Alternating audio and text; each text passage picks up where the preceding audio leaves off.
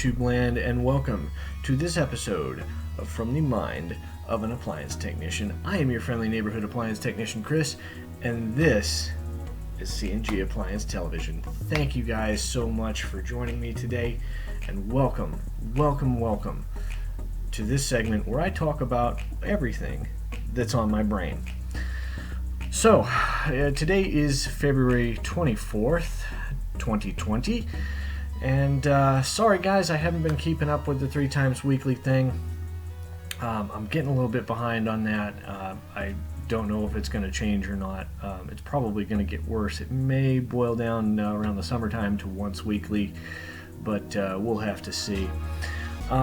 Anyway, this is just kind of my vlog if you're new to the series, and this is where I talk about things that are going on in my section of the appliance world. So, let's get shop announcements out of the way first. I've had quite a bit go on in the shop world. I've got a washer and a dryer. They're not matching or anything, but they're a relative of my boss's. I think it's ailing mother needs a set, so I'm making sure these things are, at least really functioning really well. I've got an older Frigidaire built, actually, hot point dryer, and a direct drive washing machine, kind of like the one that I've got in here. I haven't really showcased that much, and I may do a little expose on my machines, why I have them, and things like that. So maybe stay tuned for that. I've also got a tech info segment kind of thing on the direct drive washer that I did for this gentleman, the relative of my boss. So probably going to make around $200 off the set. I'm not trying to get rich or anything off this guy. He's on a budget, and that's what I do. The second thing that I got to talk about kind of segues into my topic for today, and that's losses. Okay, losses when you're selling things. How do you approach certain situations? How do you deal with people bringing machines back to you under warranty? Like what I do is I put out a 30-day warranty. How do you handle calls that are just out? How do you handle machines that quit functioning that you sell? Because I don't care who you are, it's gonna happen. This machine happened to be a relatively modern hot point washer made within the past 3 years or so.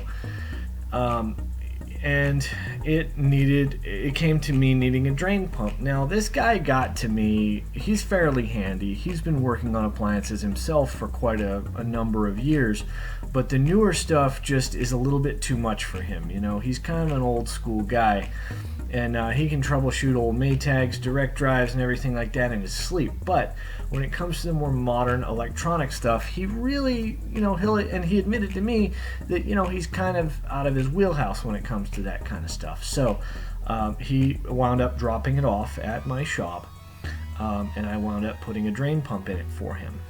He was really confused as to why, when I got on the phone with him, he was really confused as to why the drain pump was the problem. He says, well, the motor had good resistance through it. It spun what seems to be really well. And I told him, I said, look, these are just shaded pole induction motors. I said, you can pretty much grab the impeller with your fingers and stop it. This is your typical modern style drain pump. It's an impeller and a little snail assembly on it that's powered by a little shaded pole induction motor down below. If you're familiar with the Hotpoint and GE sort of modular machines, you'll know exactly the pump I'm talking about. If you don't, it's an HTW 200 something. I can't remember the exact model number for it, but it's one of those fairly modern Hotpoint washers. And when I pulled the pump off, I could actually spin it, but there was grit in it, okay?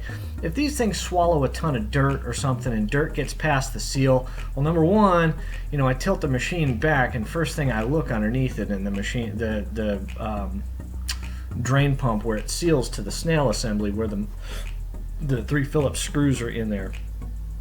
There's 3 Phillips screws that hold the motor to the snail body, and then the snail body is fastened to the tub with 3 3/8 screws.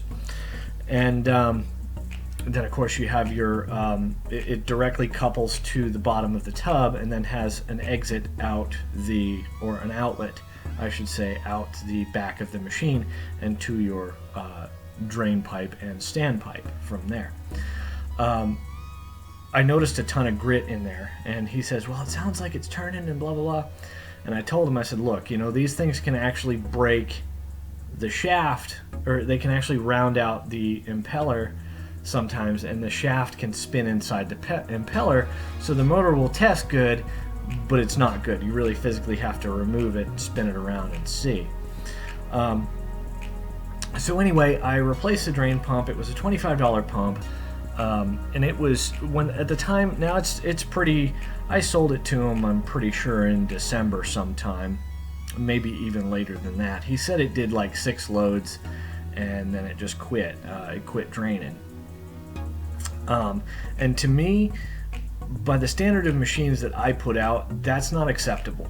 I'm not gonna, charge him for the part and labor to, fix a machine that only did 6 loads. I'm gonna, the drain pump was $25 is what I get it for. So whatever, I'll take it on the chin to get some good karma. And I could have, and by right should have, charged him for this, but I didn't, because that was the right thing to do in my eyes. Now, that's getting back to the subject as a whole.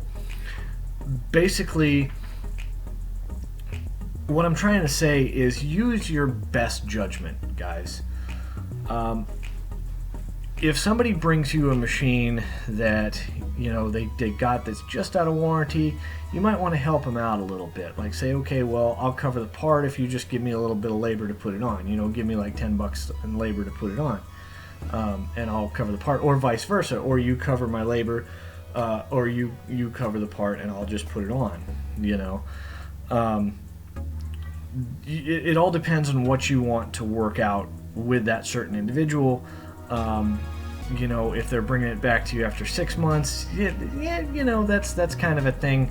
It's a used machine at that point, and it's well out of warranty. Most people who put machines out, or who sell used machines like myself, that haven't really gone into them, restored them, or anything like that, are just basic flip machines, okay, will offer a 30-day warranty on them. And that is what I do. I offer what they call a service warranty. In other words, within 30 days, if your machine breaks or something goes wrong with it, I will pay for the parts and, of course, my labor to put it on, okay, to put the part on, whatever I figure out. After that, it's, usually, most times, it is something that I don't cover, and that's just par for the course in the used appliance world. There is no feasible way to, say, offer a 1-year warranty on a machine that's, let's say, 15 years old, 10 years old. There's no way to offer a 1-year warranty on something like that. You buy and especially at the prices, like, I like to keep my stuff around $100. I think since this machine was a little newer, I sold it for $120, and I think, well, actually, I don't think I did anything to it. It was, and that's the other thing. I don't care if it's a machine that I did nothing to in the first place. It's like, okay, well, I think it's, it's asking for a drain pump, I'll put one in. And that's another reason that I comped the drain pump for this guy. I'm making plenty of money on other things. It's going to get absorbed by some of the other things that I'm doing anyway. So it doesn't really hurt me to help somebody out. And you do a good thing for one person, and maybe a couple people might hear about it. But if my name gets out there like that, I'm not unhappy with that. So basically, guys, like I said, use your discretion when it comes to taking it on the chin, so to speak. Um, if somebody calls you up and a week later and tries to tell you that your machine's leaking or something like that, absolutely go there, check it out. But it could be their standpipe and stuff like that. I mean, use your best judgment. But like I said, in a situation like that where somebody brings me a machine that they had bought, they say it's done 6 loads for them, and I sell better machines than that, and that's kind of my and that's what I told the gentleman on the phone. Is I said, I sell better machines than that. When he was like, well, I don't expect you to do that for me, I said, I take a lot of pride in what I sell, and I want it to work ultimately. So if it's not a part like a board or something like that, like if it was a board or something crazy, I'd probably look at the guy and be like, look, I can either go halvesies with you, or you can wait for me to have another machine available to sell you. So, and that's the other thing, when you have sort of other machines that are available, you can change somebody out for a machine, fix this machine that came back to you, and then resell it once you're done. Once you're done repairing the problem. So that's another angle that you could take. Very seldom do I actually give someone their money back. I usually work out, of course that's in the cards, but I usually work out another deal with the customer, switching them out a machine. I've done that before, because a lot of times when I'm selling this stuff, I need the money, I'm not gonna lie, I need to make ends meet with the money that I'm selling something for, so I'm not really enthusiastic on giving money back. That said, if it's something that the customer wants, then absolutely they're gonna get that. But most of the time, I think you'll find that they're okay with you either fixing what's wrong with the existing appliance that you just sold them, or that they'll be okay with you changing it out for another appliance, especially if you've got a steady flow. There's a gentleman who actually takes from our pen, he takes the stuff that I don't usually either don't have time for, or I haven't looked at yet, or the stuff that's just junk. A lot of it he ends up scrapping. Some of it he uses. He's got a big old warehouse. He takes everything back there. He has his guys, tear it down. The stuff that, he has start over. He has his guys look at it, assess what's wrong with it, tear the scrap down. He's got a really organized scrap system going.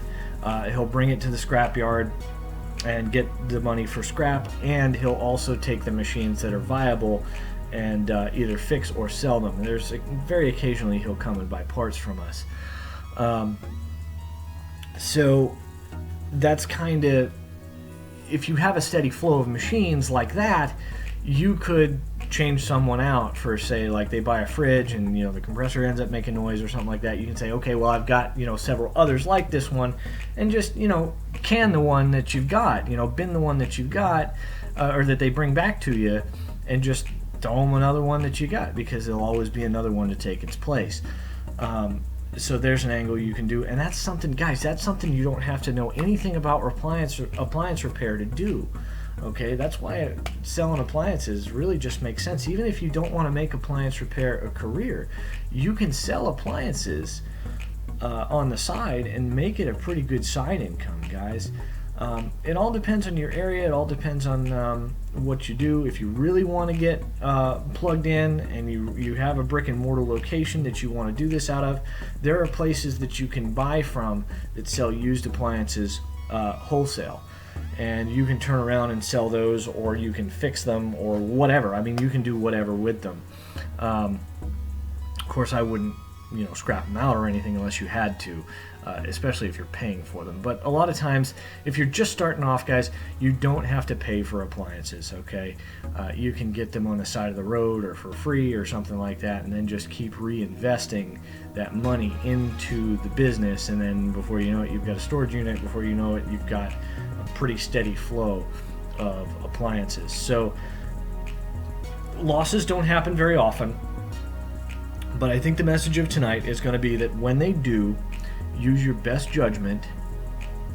And the way I look at it is, what would I want done if it were my machine? If I had just bought this machine from a reputable source, from a guy who claims to be a technician on Facebook or LetGo or OfferUp or whatever, especially since I've branded myself as CNG Appliance, what would I want a professional outfit to do for me?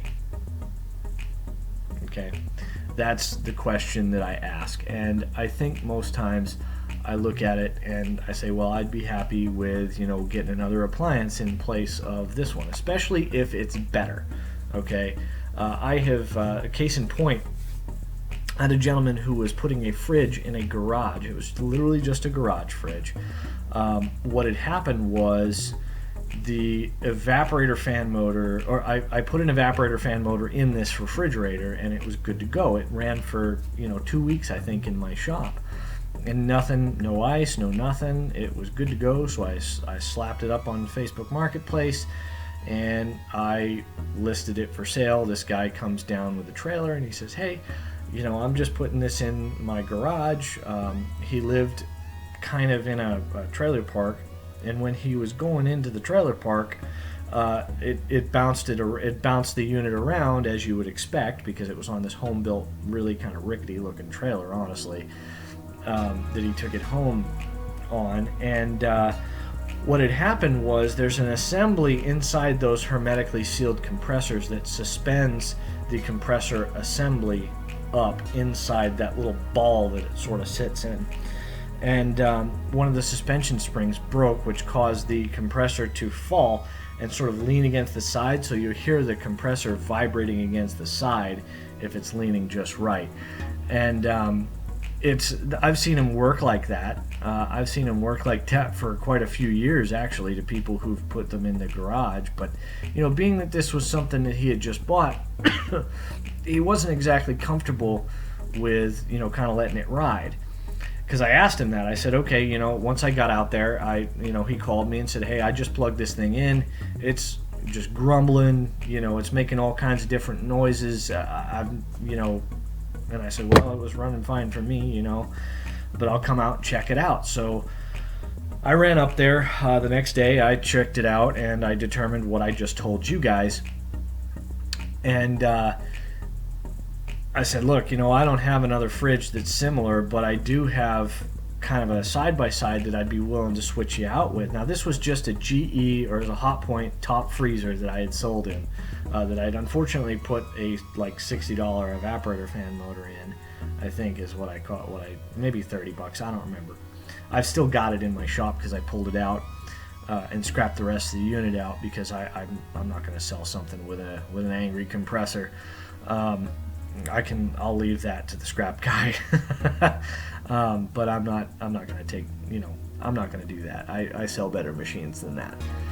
And that's, again, I switched the guy out. He was happier because this one was kind of an upgrade.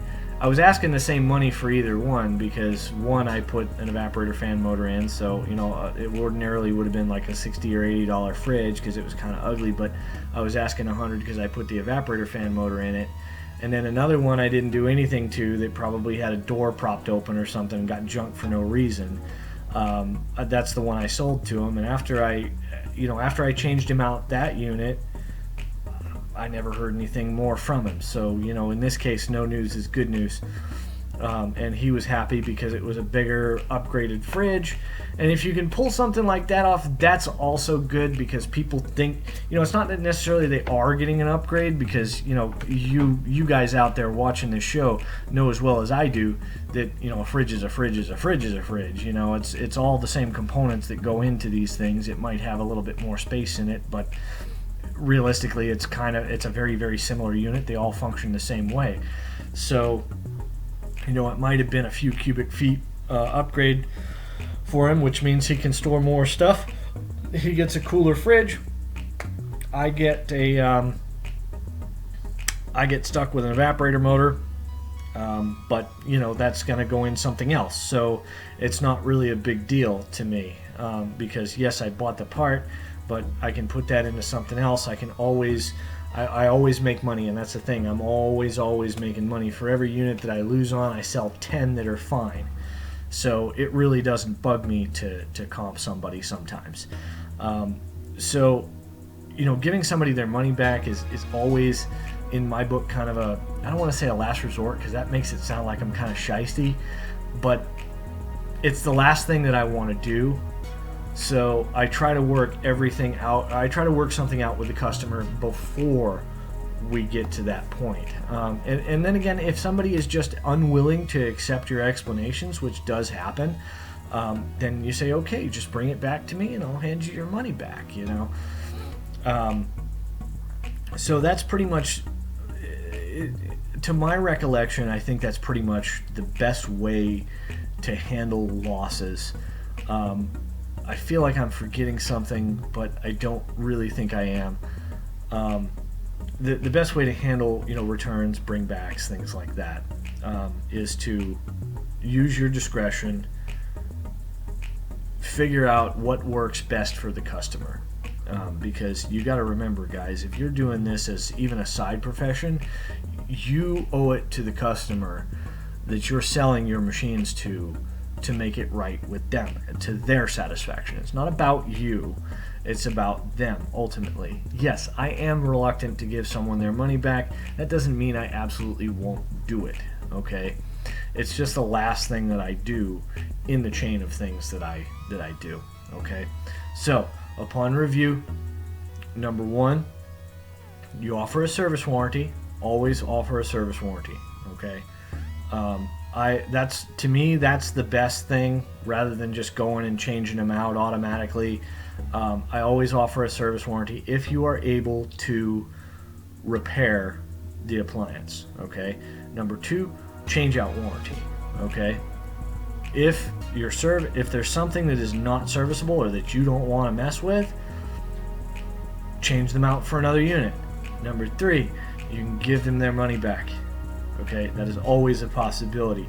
And then you can take the machine back, lick your wounds a little bit, and figure out what's going on. Put more money into it if you have to. Ask a more expensive price that reflects the labor that you put into it. Don't sell yourself short, guys. That's the biggest thing. So, thank you guys so much for watching this episode of From the Mind of an Appliance Technician. I really appreciate you guys for being here, and I will catch you guys on the next episode.